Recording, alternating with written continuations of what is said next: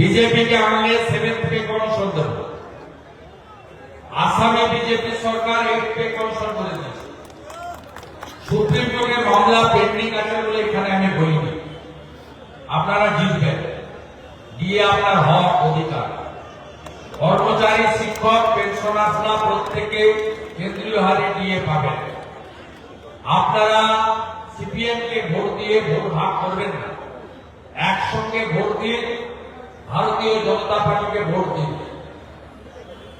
আমাদের অপারেশন সিঁদুরের সময় বামপন্থীরা মিছিল করে পাকিস্তানে বোম পড়লো কেন জবাব দাও কিন্তু পাহেলগামের ঘটনা নিয়ে মিছিল করে না দীপু চন্দ্র দাসকে নিয়ে একটা মিছিল হয় না ভেনিজুয়েলাকে নিয়ে মিছিল করছে এদের কাজ হচ্ছে ভোট কাটা ফরওয়ার্ড ব্লকের প্রার্থী এখানে ভোট না কাটলে স্বপন মজুমদার এমপি হতো ব্যারাকপুরে দেবদূত ঘোষ ভোট না কাটলে অর্জুন সিং সামান্য ভোটে হেরেছে তিনি জিততেন শিলভদ্র দত্ত সামান্য ভোটে হেরেছে ডক্টর সুজয় চক্রবর্তী ভোট না কাটিয়ে সব হিন্দু ভোট ভাগ হচ্ছে আপনারা বিভক্ত হচ্ছেন আর পিছনে দরজা দিয়ে ওরা আসছে কথা দিয়ে গেলাম প্রথম ক্যাবিনেটে কেন্দ্রীয় হারে মহার্ঘ ভাতা আর 7th পে কমিশনের ঘোষণা ভারতীয় জনতা পার্টি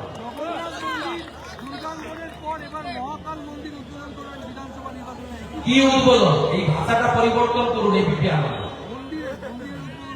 আপনাকে বলি উদ্বোধন নয় এটা ভাববাবাজি দুর্গাঙ্গন আপনি ডিজাইন দেখাতে পারবেন আপনি আরএফপি দেখাতে পারবেন আপনি সয়েল টেস্টের রিপোর্ট দেখাতে পারবেন আপনি টেন্ডারের কপি দেখাতে পারবেন আপনি ওয়ার্ক অর্ডারের কপি দেখাতে পারবেন ওয়েস্টিন হোটেলের সামনে হ্যাঙ্গার বাঁধা হলো দুজন মুসলমান লোক ল্যান্ডলর্ড তারা বলল আমাদের জমিতে আমরা স্বাস্থ্য ভবনের জন্য দিয়েছি আমরা মন্দির বানাতে দেব আমরা মুসলিম রাতারাতি সরিয়ে নিয়ে গেল নিউ টাউনের সেন্ট্রাল বাস স্ট্যান্ডের গায়ে সেখানে কোন প্রিপারেশন নেই কোন ওয়ার্ক অর্ডার নেই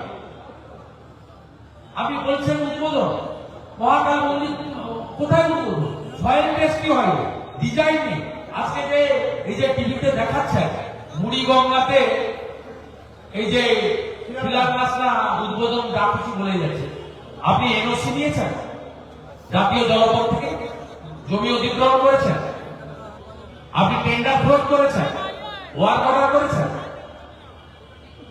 নরেন্দ্র মোদীজি এসে মেট্রো ফিতা কাটেন আর পরের দিন থেকে যাত্রীরা মেট্রোতে চড়তে শুরু করে আর উনি ঢপ মারেন ভোট আসতে এরকম ঢপ অনেক মেরেছিলেন 21 সালে বলেছিলেন ভালো পায়ে ব্যান্ডেজ লাগিয়ে ঘুরেছিলেন হুইল চেয়ারে আর বলেছিলেন ডবল ডবল চাকরি দেবো ডবল ডবল চাকরি কার হয়েছে আলাপন বন্দ্যোপাধ্যায় রয়েছে হরিকৃষ্ণ দ্বিবেদী রয়েছে মনোজ পন্থের রয়েছে কোন সাধারণ বেকার যুবক যুবতীর হয়েছে আক্রমণ মুখ্যমন্ত্রী বলছেন মহাকুম্ভের মতো এটা অবস্থা না হয় তাই জন্য সেতু বানাচ্ছি মহাকুম্ভের মতো যাতে অবস্থা না হয় তাই জন্য সেতু বানাচ্ছি মহাকুম্ভকে অপমান ফের আজকে গঙ্গাসাগর থেকে দাঁড়িয়ে মুখ্যমন্ত্রী আপনাকে পরিষ্কার বলি আমি ওনার সঙ্গে কাজ করেছি ওনার পরিবর্তনটাও আমার চোখের সামনে দেখেছি তাই 6 বছর আগে উনি ওনাকে ত্যাগ করেছেন কারণটা হলো উনি পরিষ্কার হিন্দু ধর্মের যে হাজার হাজার বছরের সনাতনী প্রথা পঞ্জিকা শাস্ত্র মেনে আমাদের যে সমস্ত প্রথা রয়েছে সেই প্রথা উনি মানেন উনি চান হিন্দুদের কর্মসূচিগুলো কালচারাল প্রোগ্রামে পরিণত হোক সেই জন্য 24,000 মদের দোকান দিয়েছে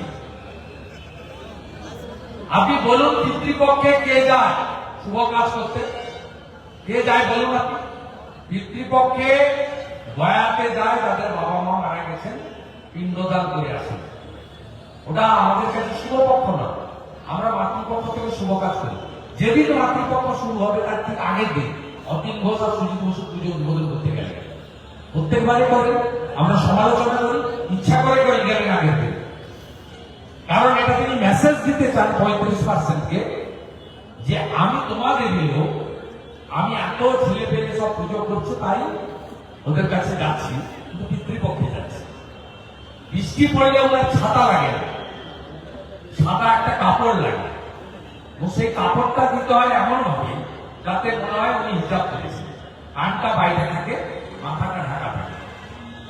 এরপরেও আপনি বলবেন যে এই মুখ্যমন্ত্রী হিন্দুদের স্বাধীনভাবে ধর্ম পালনের যে অধিকার দিয়ে গেছে আমাদের সংবিধান, সে অধিকার আমাদের দিয়েছে।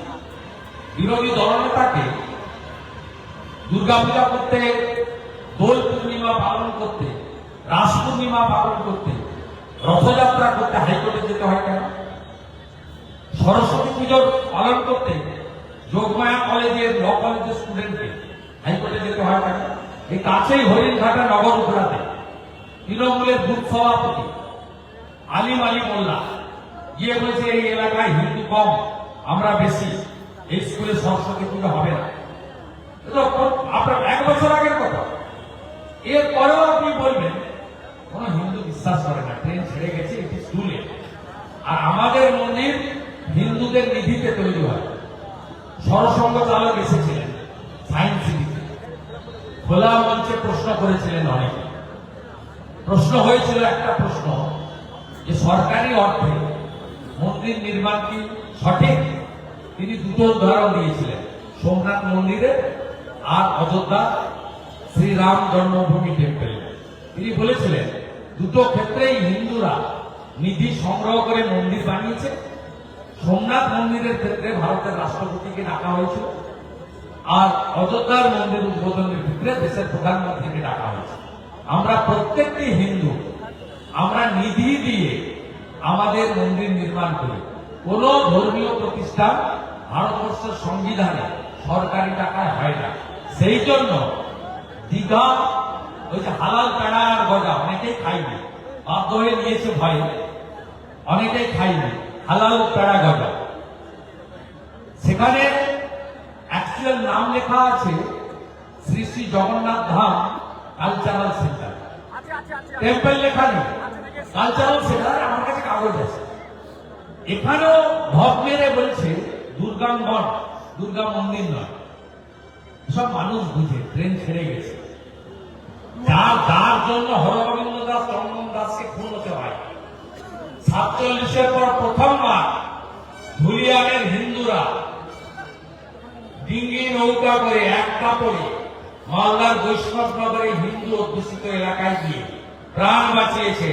স্বাধীনতার পরে প্রথম হিন্দু পলায়ন হয়েছে মুখ্যমন্ত্রীর আমলে, মমতা বন্দ্যোপাধ্যায়ের আমলে।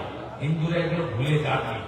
যারা বাংলাদেশ থেকে এসেছেন দেশভাগের পর থেকে, তারা এক কাপড়ে এসেছেন, জমি জায়গা সম্পদ সোনা দানা ফেলে রেখে এসেছেন, ধর্ম বাঁচানোর জন্য এসেছেন।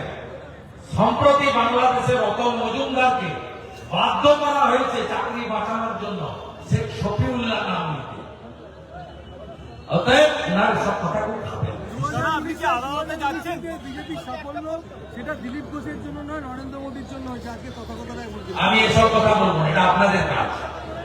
আপনারা ভারতীয় জনতা পার্টির মধ্যে একে অপরকে লাগিয়ে দিতে চান। ঠিক বলেছেন। এটা এবিপি আনন্দ, নিউজ 18, কলকাতা টিভির কাজ, শুভেন্দু অধিকারীর কাজ নয়। আমরা সবাই এক, হারাবো। মিডিয়ার চক্করে পড়বেন না। লড়াই তৃণমূলের বিরুদ্ধে, যেখানে পদ্ম সেখানে সবাই, নেতা একজন নরেন্দ্র মোদী। আমাদের ভিডিও ভালো লাগলে লাইক এবং শেয়ার করুন। কমেন্ট সেকশনে গিয়ে জানান আপনাদের মতামত। আরও ভিডিও পেতে আমাদের চ্যানেল সাবস্ক্রাইব করুন এবং প্রতি মুহূর্তে খবরের আপডেট পেতে প্রেস করুন বেল আইকন।